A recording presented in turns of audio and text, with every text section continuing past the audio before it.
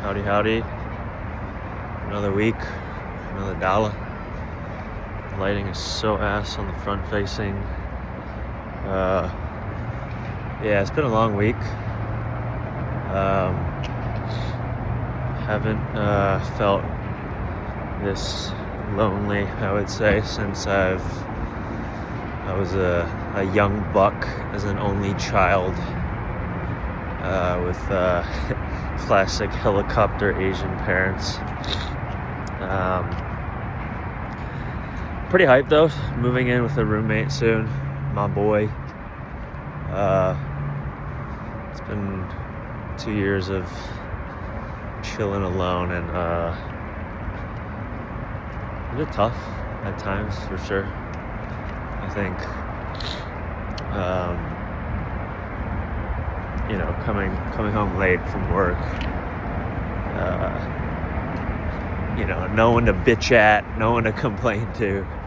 It's kind of tough. Not bitch at, I don't know if that's the right, whatever, you have a point. Yeah, especially those late nights, it's a bit rough. But I guess on that end, it's I guess I'm trying to find my own way, I think I said this in the last fucking 18-minute video, but just trying to I was talking about this with a coworker. Shout out her. Keep it anonymous, but basically we're talking about like what's internal versus external. My allergies are so bad. Like people thought I was crying today because my eyes were like bloodshot and I was like blinking really hard. But yeah, the external versus internal, it's like it's hard to really know, It's hard to really tell what came from you versus from, some reel you watched or some friend or some random person saying something on the street. It's kind of hard to tell, and that's just life, I guess. I think it was either Freud or Nietzsche. I, to be honest, don't remember, but one of them read a boat shipping like dock license / just like, I don't like some registration for a ship to dock at a harbor or something like that, right? He read it when he was 6 with his sister, and then when he was like way old, like 50, 60 years old, he was like writing, doing some work, maybe like journaling, and he word for word wrote the exact boating license, from like 60 years ago. And like this was something he had obviously not seen for a really long time. It was some random document, and his sister kind of got the sense like this is way too familiar. This is also really specific to boating and not to his journaling. So it was a bit odd. She went back and she somehow found it, I think, after he had passed away. And she verified that. So yeah, it's funky because, sometimes you'll know when something really, really hits you. Sometimes you won't. And it could come back, 50 years down the line. Maybe it has influenced you. So I guess back to the point of internal, external, it's hard to really figure it out. And who's to say there even is an internal, the classic, you are just the sum of your 5 friends. But it's kind of paradoxical because it's like, but they are also a sum of their 5 friends. So how is anybody anything if they're just the sum of the things around them? It's a little bit recursive.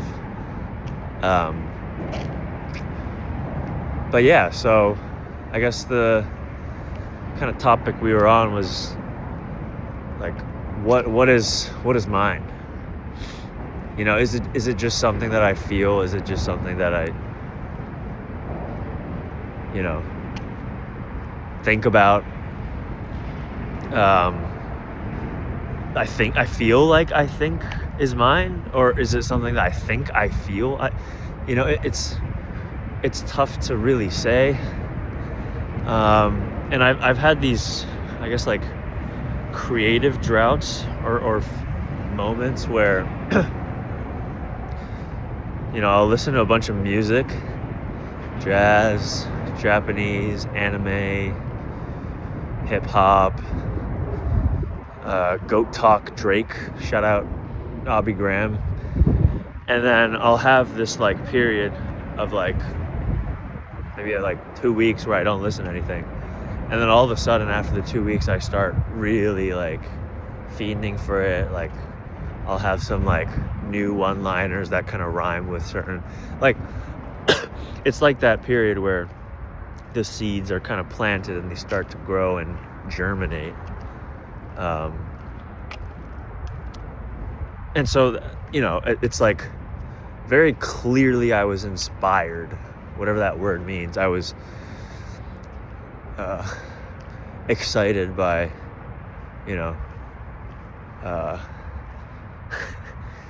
what's a good Drake song? Nonstop, for example. Or like Mob Ties. I'm really thinking of Scorpion, the album. I don't know why. That was really formative, to be honest. Or like, I know you've been hurt. Like that one with Rihanna. Like that one's pretty fire. Like it was obviously inspired by that, but then like it wasn't, a one for one, because I'm obviously pulling on my own experiences, dialogue I've had in the past 2 weeks. It's not just a straight plagiarism. And then, who's to say Drake didn't plagiarize? I mean, that's like kind of a known fact. Bro does not got any original thoughts, like ghostwriter galore, Love galore, SZA. That's an original bar, I think. Ghostwriter galore. I don't know. Call me Rice Gum type shit.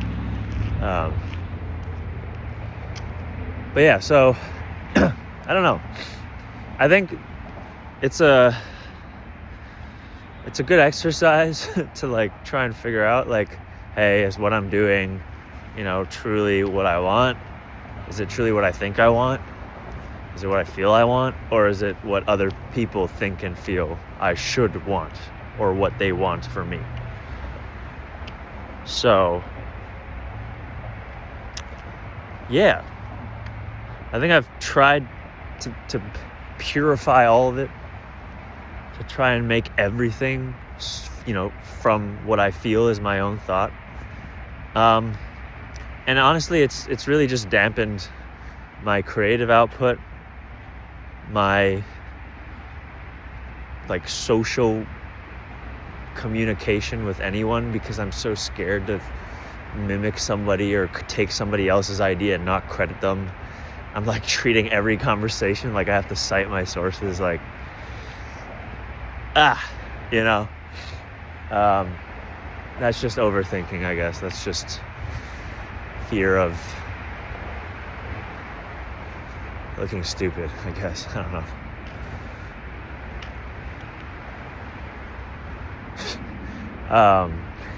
And in another conversation, friend said, this is very privileged, perspective to have. I remember also at another party 2 years ago in New York at I think it was like a friend's housewarming. There were like card games and like cheese. And this one girl I was talking to, pretty interesting girl, doing her own startup in the medical field. She had this air of pompousness. I like pompiety because it's like Pompeii, the guy or the song. Hey, oh, hey, Pompeii. Anyways, she had that air about her, so I knew, there was something to be discovered, something interesting about her. And so I talked to her, and it was cool. She was like, here in New York just to visit. She was working in Boston. She had gone a few dates with people. We were just like, chopping it up. A little flirty here and there, obviously. You gotta have your 1 and 2. 2, 3. I need 2, 3. That's a Devin Booker reference. And we were talking about this stuff too. We were just talking about like, do I enjoy my job? Do you enjoy your job? Should we have done corporate? Should we have done, just like talking about things. And then she kind of brought up the point as well, like, hey, like, I'm not sure if you realize, but these are very like privileged thoughts to have. Like, you're obviously not worrying about the more basic survival needs. And I've as an overthinker, I've obviously thought about this. I used to try and stop myself from thinking because of this. Like, hey, like, do I really deserve all this time to be thinking? Like, what if I had to, like, I don't know, like, work 2 jobs so that I could support my parents? Like, whatever. Whatever the other situation, theoretical circumstances, sure. But at the end of the day, like, I just be thinking, like, no matter what, right? Like, I used to volunteer. I used to play sports. I used to do homework. At all points in time, I was always doing this. It was regardless of what the activity is. And like, I'm always trying to freak myself out. So it's like, I don't think, like, I understand the perspective of topics that I have to think about. Worries are now obviously a different concern than thoughts. Obviously worries will eat into your thinking time and doing time, but there's also something to be said, like, why worry about anything if things will happen regardless? Anyways, that's the whole, like, Tao Te Ching, the way, some Buddhist doer talk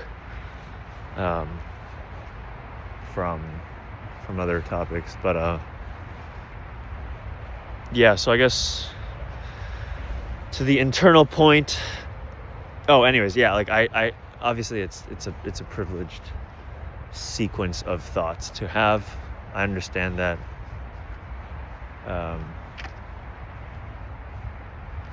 But I feel like I acknowledge that, and I just need to move forward from that. So anyways, the internal external point, yeah, I feel like it's just tough.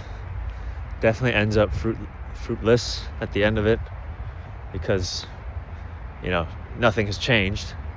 Maybe you've decided what it is you actually want to move forward with, but the dwelling and the circularity and the repetition and the cycles of it just never ends. From today's conversation also, it was a cool the 2-body problem.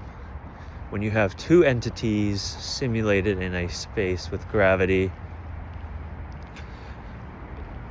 typically, they just, you have these 2 things, right? And if this is an empty world simulated just these 2 things with gravity and mass, they will attract. But very rarely, actually, I don't know if it's rare, but there's a lot of scenarios, infinite scenarios, one might say, where you have 2 bodies that end up in a dance, in a sort of tandem orbit of each other where they never actually touch. Like the way the moon and the earth will forever be orbiting each other because their velocities and their acceleration are kind of constantly twisting and changing. But this kind of goes to the point of what you want. So this is a separate topic, but the earth wants to go to the moon wants to go to the earth. But because their velocities also have another angle, those 2 directions of gravity are actually inherently making them spin, because gravity allows them to orbit. And so in one sense, like, these two things want to go towards each other, and yet because of that wanting to go towards each other, they necessarily will never actually touch, right? Like, the Earth is getting pulled to the moon, moon's pulled to the Earth, and they're in orbit, and they will never actually make contact because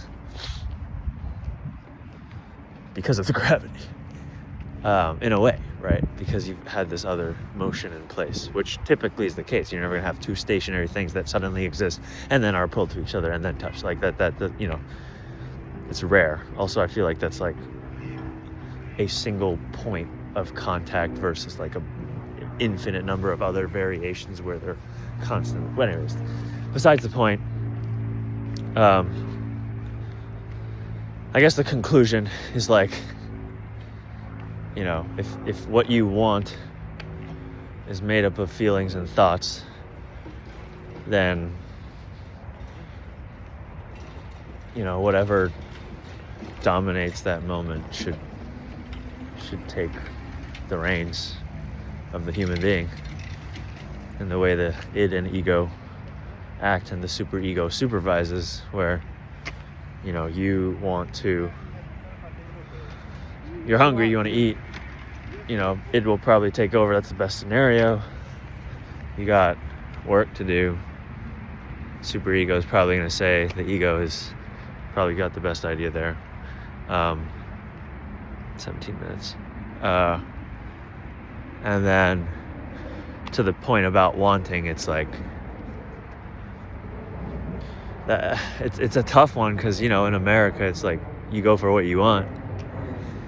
And then you got the other kind of Eastern perspectives of, like, you will gravitate naturally, and you don't really need a want, because things will happen. So I don't know. It's hard to exist in a Western society if you're adopting Eastern philosophies. So that one's a bit interesting to deal with. But yeah, I guess conclusion is, like,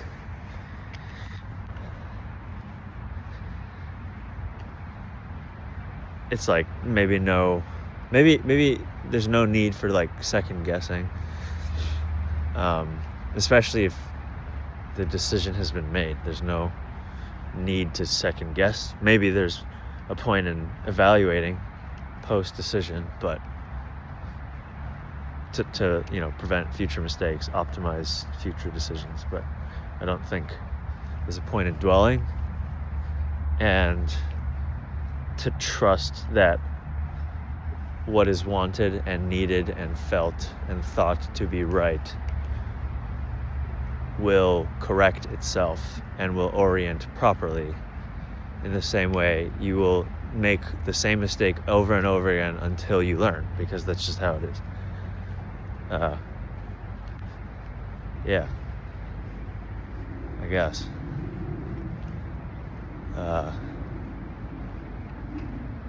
To be able to just go move forward.